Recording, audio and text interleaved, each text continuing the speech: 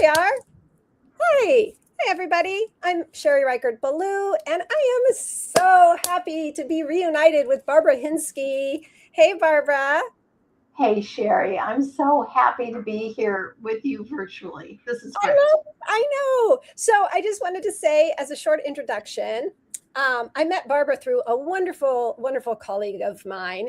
And Barbara is attorney turned author, which I think is really fascinating. I wish we could talk about just that, Barbara, but I know we have some other things to focus on.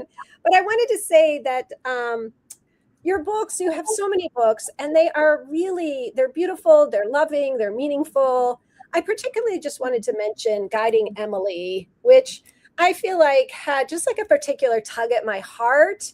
And I know that it's a particular tug for you, that you actually donate some, and I'm going to have you talk about that if you want, about donating some of the proceeds, and also about the movie.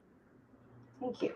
Thank you so much. Yeah, my Guiding Emily series, the first one is Guiding Emily, which, by the way, has just been translated into French. So I'm Oh, happy about that. That's the big deal. ooh la la. Um, is a book, I won't talk much about the book, but I do donate half of the proceeds from the sale of that book to the Foundation for Blind Children, where I got the inspiration to write the series.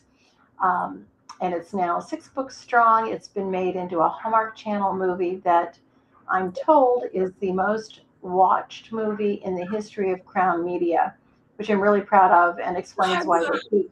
Yeah, isn't that amazing? Because it's a 60, Crown Media has been in business 60 years. And it's the same name and they're still airing it. So that's Guiding Emily.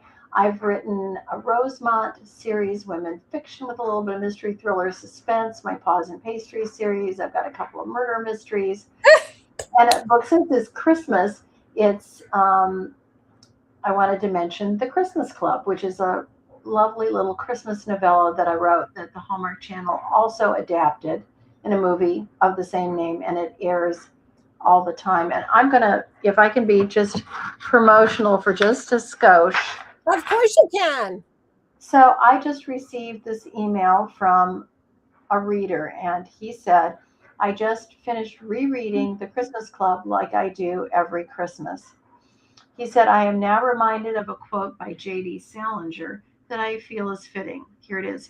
When you are done reading a book, you wish the author was a terrific friend of yours so that you could call him or her on the phone anytime you wish. That's how I feel after reading any of your books. Okay. Thank you so much. So, anyway, if you're looking for blood guts on the page and the popular unhappy ending, don't read a Barbara Hinske book. If you want to feel connected and comforted, and still, I mean, the plot arcs are interesting and there are some intellectual things in the books. So it's not all complete pablum, but you will feel good. So And Barbara, that's I love that. I love that you read that email because, first of all, I feel so fortunate to be here with you, right? well, Well, I want to, it's true. It's true. And I also want to say that, who you are in real life is the same as the feeling of the books. Like, I feel like, forgive me if I'm projecting onto you, but I think I'm right, that you exude this sort of love and goodness and wanting the best for people, wanting the best for the world. yeah, I do. I do. A win on my side of the column. I was an attorney and I always said, a win for myself that is a loss for the other side is not a win. The only in contracts and the rest of that, and it didn't always happen, but you need to reach where both sides feel like they've won, and then you've got an agreement, a deal that's going to be successful going forward. If you're one person's getting it all and the other person is dragging along feeling bad, it's just not going to work. Anyway, but that was my philosophy. And I love this, and it really, I know we're kind of, having a long Yeah, introduction, you but got back. I think it's important for people to understand why we're going to be having the conversation that we're having. And a lot of that is because from the moment I first met you, I felt this kinship. I felt this like kindred spirit and goodness from you. And this also, which I think is going to lead into, so people know, Barbara wrote the foreword to my book, The Love List of a Lifetime. Which, I love that you have it right there. I love this book. And I feel so fortunate that you did that because of all these things we're talking about.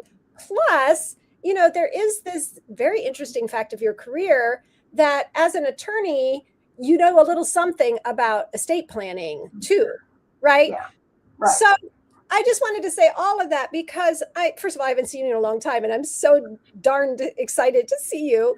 And second of all, I am so grateful because as I told you, one of the most memorable parts of the book so far that I've heard people talk about is a story that you tell. And so can we start there? Will you share with everyone? Because I'm sure there's a lot of people who don't have the book. Yes, I'd love to. In talking about the book, and I'm at an age where both of my parents have passed, my grandparents have passed. Now, recently, one of my very dearest friends passed, and I'm executive of her estate, so I've got some observations for that. But as in writing the foreword of the book, I was thinking that both of my parents did a lot of pre-planning, pre-planned funeral, all that stuff, paid, pre-planned, all of that. And I knew their wishes. It was so much easier. And, a generation before, my grandmother, who was very long lived, but was a prepared sort of woman and had masking tape on the back of all of the family heirlooms saying who she wanted to get it. And I would remember going to her house and helping her get ready for Thanksgiving.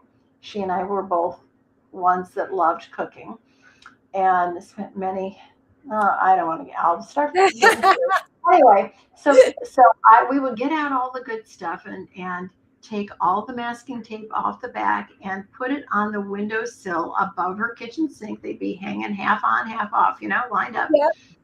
We'd wash them, clean them, use them for Thanksgiving or Christmas, wash them, and then under her supervision, I would put all the masking tape back, and back they would go into storage. We must have done this for 15 years. Wow. But when the time came, there was no dispute over who got I got the turkey platter. I got the big platter.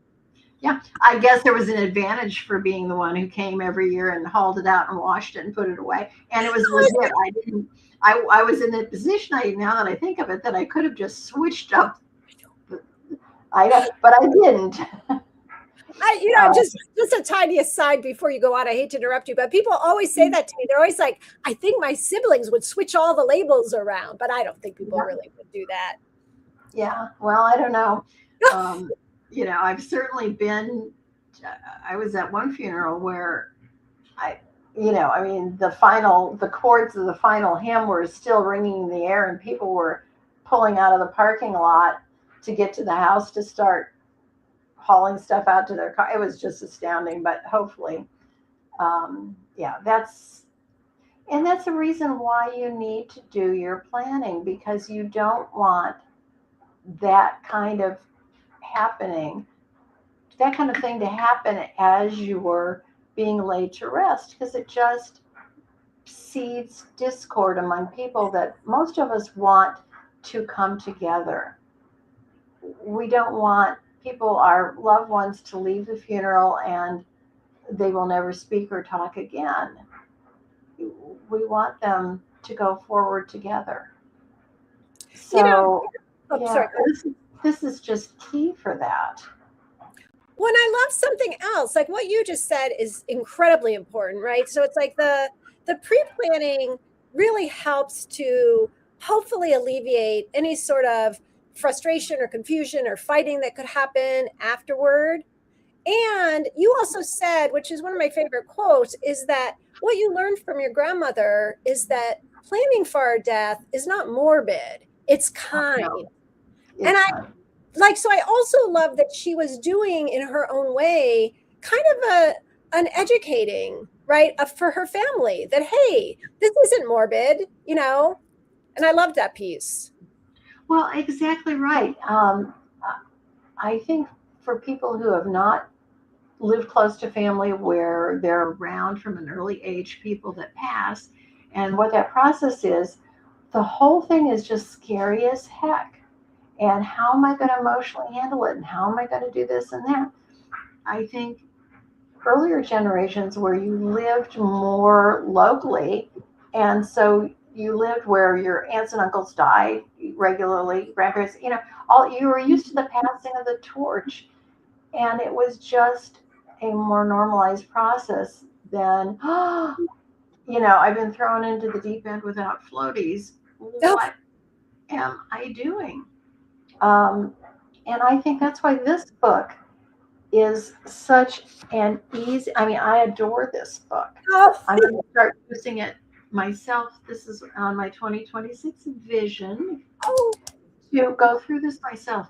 Um, and I do some of it, but now's a good time for people. Now is a great time for this book to come out because people are getting together for the holidays, and maybe people will start having conversations, and someone will say, "Well, there's this book." And this book doesn't look scary, does it? It No. doesn't look like it's written by a lawyer and your eyes are going to roll back in your head.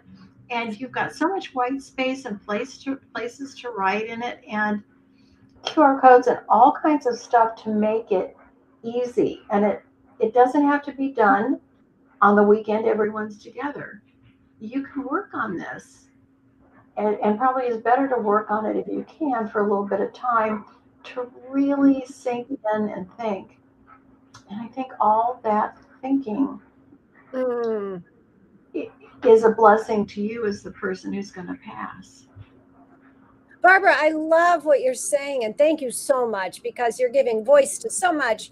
First of all, it was really important to me to have a friendly voice in the book because Oh, it's, yeah. yeah, it's not an easy topic, and I wanted it to feel inviting. But also, what you just said is something that I think a lot of people may not be aware of, which is that even though it may seem like facing our death can be scary, it's actually something that opens us to joy, because what it does is it memento mori, right? It reminds us, like, this person is impermanent, and if that's the case, which it is, then what do I want to do? As Mary Oliver says, what will you do with your one precious life, right? I think it's that. Well, for sure. And when I read this before I wrote the preface, it really came front and center. What am I spending so much time doing? Racing around from dawn to dusk. It helped me be made last year. My watchword was mindfulness. How am I Oh, spending these few precious days, years, moments that I have? What do I want to be doing? And I decided I don't want to be on TikTok. So, I mean, yeah, it's wonderful to do that. It is kind to do that. I'll mention another example, which my kids tease me about, but because I'm an author and I have a lot of books, so that stuff will live on and could be a very lucrative source of passive income for my yes. children. But they need to know what to do with it, and it is not easy. So I read a whole bunch of books about estate planning for lawyers and the last letter to your children about all that. So I have a 50-page document, and I'm going to start next week is on my agenda to just update it, add the new Yeah. information on all the stuff, the copyright and registration, all that stuff on the stuff I wrote this year. Update it, and then I make my husband and my two children sit down, and I have a copy printed out for each of them, the 50-page, and we go through it. And my daughter teases me. She always puts it Sunday fun day with mom, you know.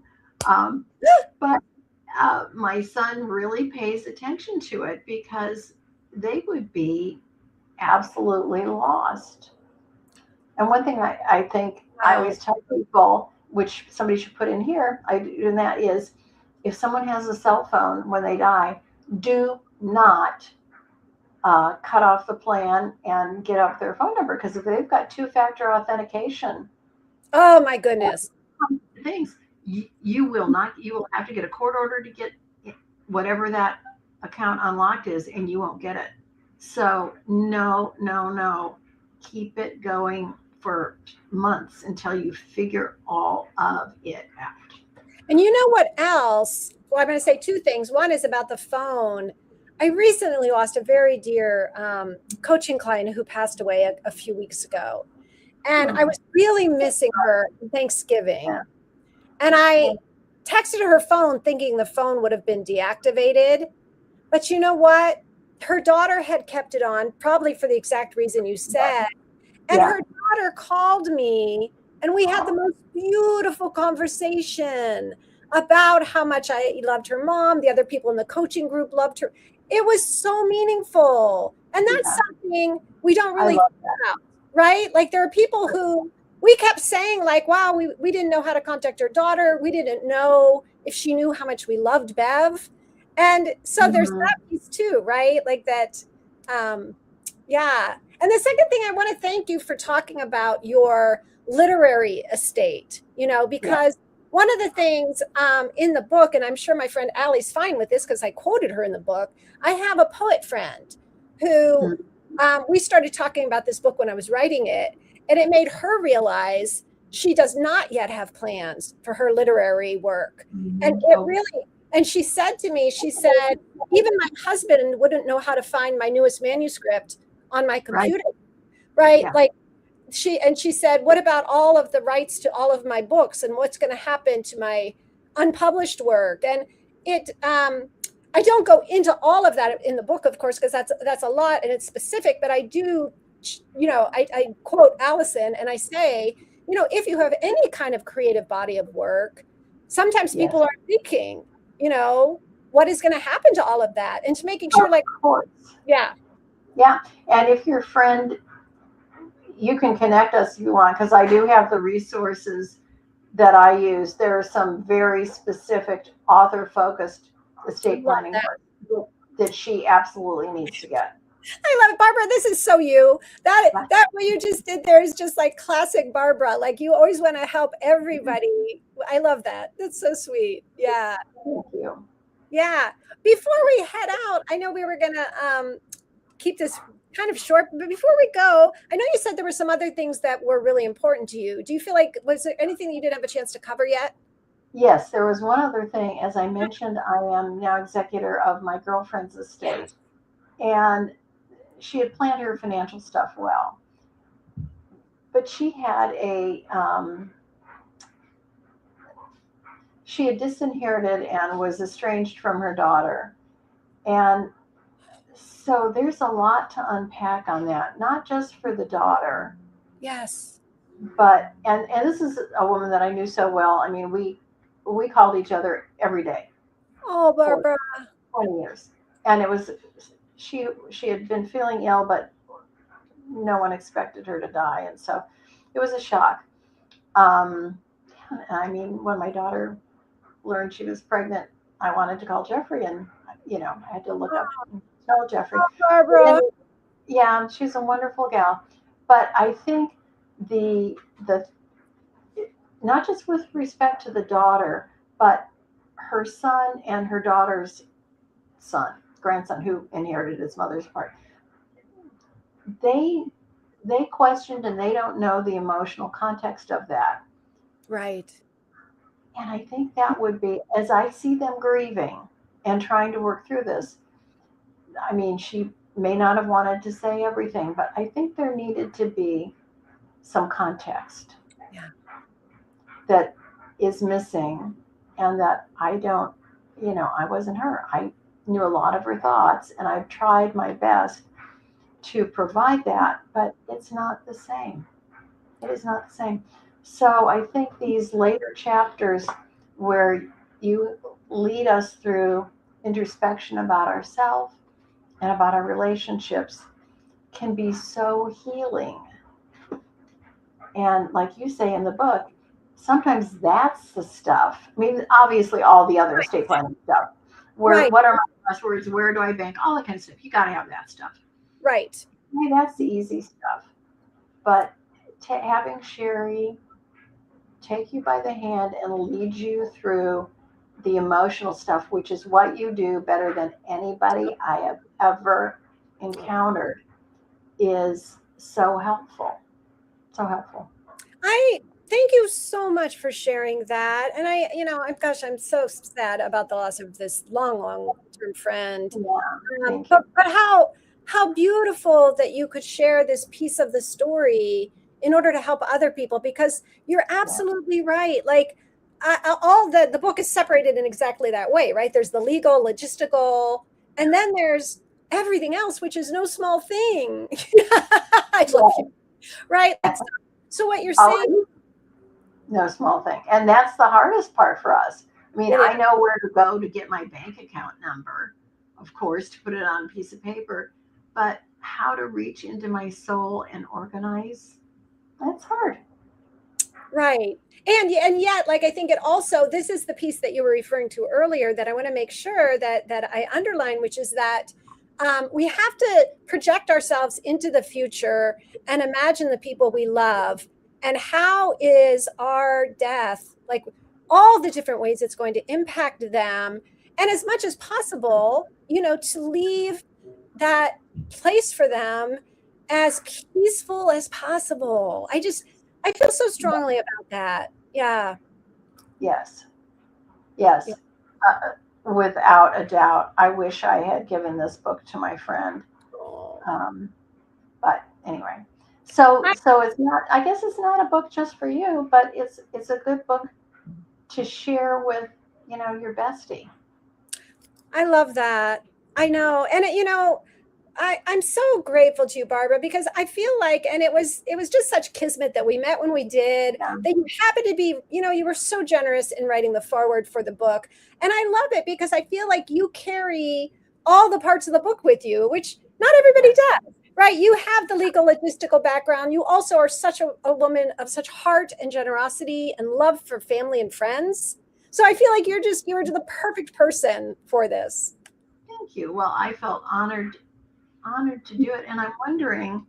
This may be a dumb idea, but um, doing a guided. I don't know if you've ever heard of Emily P. Freeman, who does the next right thing, and she's like a spiritual leader. Anyway, but Oh, not but spiritual, not like a religion. Anyway, yeah. and I'm doing her guided journal next year. And so she's decided to, because I've had the damn thing, pardon me, for 3 or 4 years and never done it. And so, because I'm not a journaler, but I want to be a journaler. So she's now started the thing. She's going to do like a monthly call where she just kind of walks through the journal. And I I love thought, that. I'm in. I thought, okay, I can do this if somebody leads me. Have you ever thought of doing like a monthly call and just walk us through? You know what, Barbara? It's a great idea, and I have thought of it.